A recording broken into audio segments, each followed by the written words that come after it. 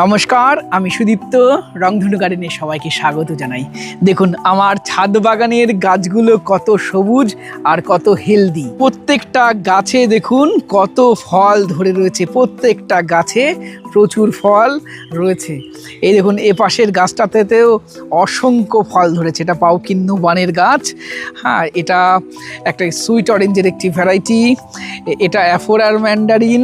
তো এরকম প্রত্যেকটা লেবু গাছ এত হেলদি এবং এত ভালো ফলন এবং গাছের পাতা চির সবুজ রাখতে যে পরিচর্যাগুলো আমি করে থাকি, বিশেষত লেবু গাছে এই বর্ষার টাইমে নানান রোগের আক্রমণ দেখা দেয়, সেগুলোর হাত থেকে কিভাবে আমি গাছকে বাঁচাচ্ছি সেই বিষয়গুলো নিয়েই আজকের প্রতিবেদনে আমরা আলোচনা করব। এই বর্ষার শুরুতে লেবু গাছে কি কি পরিচর্যা করতে হবে সে বিষয়ে আজকের প্রতিবেদনে আলোচনা করব। চলুন আজকের প্রতিবেদন শুরু করা যাক।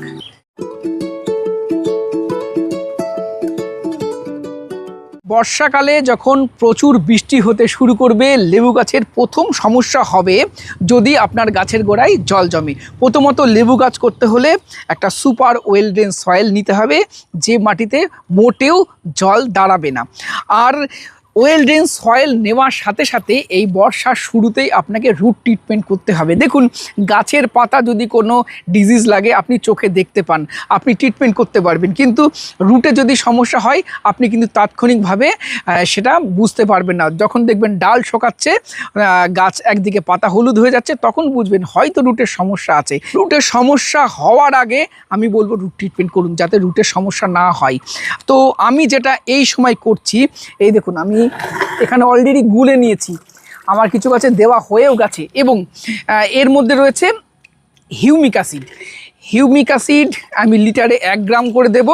আর একটা ফাঙ্গিসাইড আমি ব্যবহার করছি এর সাথে, কিং এক্সেল। আপনারা অন্য কোনো ফাঙ্গিসাইডও ব্যবহার করতে পারেন, তবে হিউমিক অ্যাসিডের সাথে আপনারা কপার জাতীয় কোনো ফাঙ্গিসাইড কিন্তু ব্যবহার করবেন না, এটা আলাদা আলাদা ব্যবহার করতে হবে। তাহলে আমি এখানে দিচ্ছি এই হিউমিক অ্যাসিড লিটারে 1 গ্রাম, তার সাথে এই কিং এক্সেল ফাঙ্গিসাইডটা লিটারে 1 গ্রাম, এবং এটা দেওয়ার পরে আমরা টবে দেবো। আর একটা কথা মনে রাখবেন, মাটি অল্প অল্প যখন ভেজা থাকবে তখনই কিন্তু এটা প্রয়োগ করতে হবে। একদম শুকনো মাটিতে ব্যবহার না করে মাটি মোটামুটিভাবে অল্প অল্প ভেজা থাকবে সেই অবস্থায় আমাদেরকে ব্যবহার করতে হবে।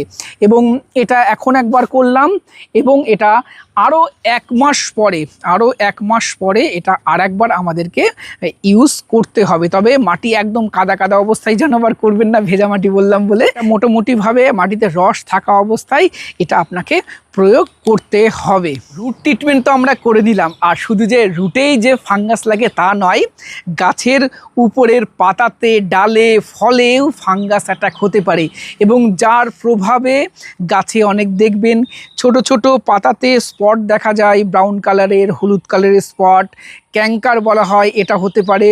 অ্যানথ্রাক্স লাগতে পারে, পাতার কিনারা বরাবর এরকম ব্রাউন কালার বা হলুদ কালার এরকম পুড়ে পুড়ে যায়, এটা হতে পারে। এছাড়াও দেখবেন ফলের গায়ে দাদের মতন হয়, এটাকে স্কার্ফ বলা হয়, এটা হতে পারে। এছাড়াও ডাইব্যাক হতে পারে। এই সমস্যাগুলো মূলত ফাঙ্গাল অ্যাটাকের কারণে হয়, আর এর হাত থেকে গাছকে বাঁচানোর জন্য আমাদের প্রয়োজনীয় ফাঙ্গিসাইড ব্যবহার করতে পারে। একটু ওয়াইড অ্যাঙ্গেল একটু দেখাও। আমার কোনো গাছে আপনি একটা স্পট দেখাতে পারবেন না, কোনো ক্যাঙ্কার নেই, কোনো অ্যানথ্রাক্স নেই, কোনো ডাইব্যাকের সমস্যা নেই। এটা কিন্তু মূলত আমি প্রপারলি ফাঙ্গিসাইড প্রয়োগ করি, সেই কারণেই। বর্ষার শুরুতেই কিন্তু গাছে আমাদের প্রয়োগ করতে হবে কপার জাতীয় কোনো ফাঙ্গিসাইড। আমি এই ব্লাইটক্স ব্যবহার করছি, খুব ভালো ফাঙ্গিসাইড এই বর্ষাকালে। এটা আপনি লেবু গাছে অবশ্যই প্রয়োগ করুন। এছাড়া যাদের আঙুর গাছ আছে, আঙুর গাছেও আপনারা প্রয়োগ করতে পারেন। আপনি ব্লাইটক্স দিতে পারেন, অথবা ব্লু কপার সেটাও দিতে পারেন। আমি সাধারণত ব্লাইটক্সটা ব্যবহার করি। আর যারা লেবু গাছ করছেন তাদেরকে বলবো অবশ্যই এই ফাঙ্গিসাইডটা এই সময় কিন্তু কিনে রাখবেন, এবং এই ফাঙ্গিসাইডটা আপনারা প্রত্যেক 2 সপ্তাহে একবার করে প্রয়োগ করবেন। সে রোগ লাগুক আর না লাগুক, আপনাকে কিন্তু প্রয়োগ করতেই হবে, এবং সম্পূর্ণ গাছে খুব ভালোভাবে আপনারা এই ফাঙ্গিসাইড স্প্রে করে দেবেন। এবং এটা একদম বিকেলবেলা করবেন না, সকালের দিকে করবে। এই ব্লাইটক্স আমি দিচ্ছি 2 গ্রাম পার লিটার। 2 গ্রাম পার লিটার এই কপার জাতীয় ফাঙ্গিসাইড আমি প্রয়োগ করছি। এটা অবশ্যই আপনাকে করতেই হবে গাছকে ভালো রাখার জন্য। প্রত্যেকটা গাছের হেলথ ভালো রাখতে হলে একে তো নিউট্রিয়েন্ট প্রয়োগ করতেই হবে, না হলে গাছ ভালো থাকবে না। এবার আপনাদেরকে বলবো এই সময় গাছে কি কি ফার্টিলাইজার আমরা দেবো আর কি কি ফার্টিলাইজার আমরা ভুল করেও দেবো না। প্রথমেই বলে নিই কোন কোনগুলো দেবো না। প্রথমত বলি, এখন প্রচুর বৃষ্টি হচ্ছে, এখন আর গোড়ায়, গাছের গোড়ায় মাটিতে কোনো রাসায়নিক সার দেওয়ার প্রয়োজন নেই। বেশি রাসায়নিক সার দিলে সেটা অতিরিক্ত বৃষ্টির সাথে ধুয়ে চলে যাবে। ফলে অতিরিক্ত রাসায়নিক সার, আমি বলবো কোনো রাসায়নিক সারই এখন গোড়ায়, গাছের গোড়ার মাটিতে দেবেন না। দ্বিতীয়ত বলি, এই সময় খোল পচা জল মাটি ভেজা ভেজা থাকলে ভুল করেও দেবেন না। আশা করা যায় আপনারা প্রত্যেকেই বর্ষার ঠিক আগে, বর্ষার 15-20 দিন আগে প্রত্যেকটা গাছেই আপনারা জৈব মিক্স সার দিয়েছিলেন। যারা দিয়েছেন খুব ভালো করেছেন, তাহলে এখন আর সার দেওয়ার দরকার নেই। যারা দেননি, আমি 15 দিন আগে সারটা দেওয়ার দরকার ছিল দিইনি, এখন গিয়ে দেব, সেটা কিন্তু করবেন না। অর্থাৎ বর্ষার মধ্যে আপনি গাছের গোড়ায় কোনো জৈব সার দেবেন না। বেশি জৈব সারের মধ্যে আপনি নিশ্চয়ই শস্যের গুঁড়ো খোল রাখবেন, আপনি হাড়ের গুঁড়ো শিংকুচে রাখবেন। এগুলো গাছের গোড়ায় দিলে না, এটা অনেক সময় ফাঙ্গাস আক্রমণের কারণ হয়ে দাঁড়ায় গাছের গোড়ায়। তাই এগুলো দিতে একদম যাবেন না। যারা 15-20 দিন আগে ডিকম্পোজ করা সার দিয়ে দিয়েছেন, খুব ভালো করেছেন, এখন আর সার দেওয়ার দরকার নেই। তাহলে প্রশ্ন, এই সময় গাছে আপনারা কি সার দেবেন? বর্ষাকালে বৃষ্টির জল পেলে গাছ ন্যাচারালি প্রচুর বাড়ে, খুব বেশি খাবারের প্রয়োজন হয় না।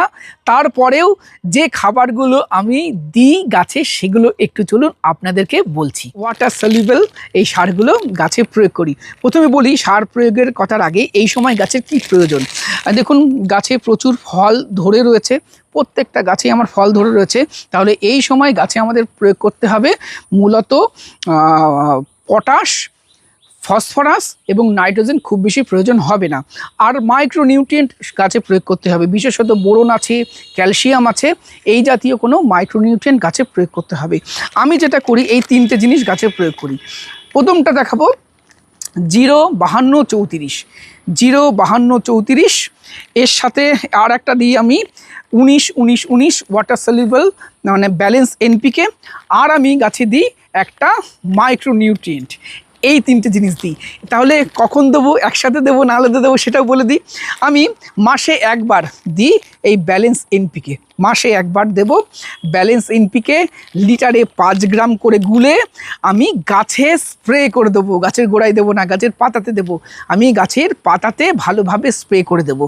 এরপরে এটা দেওয়ার ঠিক 15 দিন পরে আমি আবার গাছে এই 0-52-34, 15 দিন পরে 0-52-34, এটা লিটারে 3 গ্রাম, লিটারে 3 গ্রাম গুলে গাছে ভালোভাবে আমি স্প্রে করে দিই।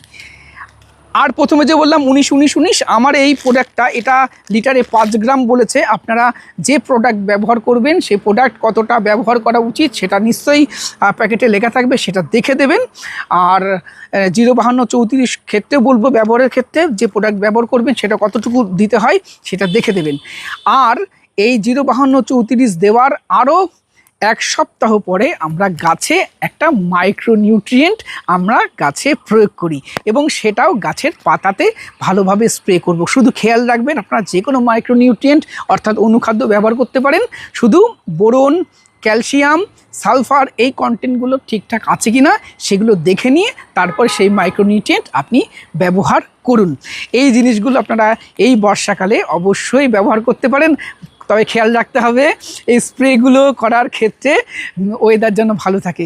একদম মেঘলা ওয়েদার, বৃষ্টি হবে, কিছুক্ষণ পরে বৃষ্টি হবে, এরকম পজিশানে কিন্তু স্প্রে করবেন না।